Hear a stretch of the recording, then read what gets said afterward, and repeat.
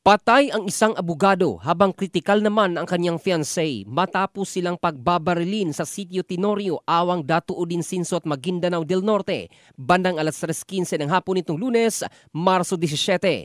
Kinilala ang nasawi na si Attorney Junisa Kimamaw, isang CPA at residente ng Datupiang Maguindanao del Sur. Nasa kritikal na kondisyon naman ang kanyang fiancé na si Attorney Ibrahim Pendato, isang LPT at residente ng Barira, Maguindanao del Norte. Ayon sa investigasyon ng pulisya, sakay ng kanilang pribadong sasakyan ang magkasintahan at binabaybay ang National Highway nang paulanan sila ng bala ng hindi pa nakikilalang mga salarin.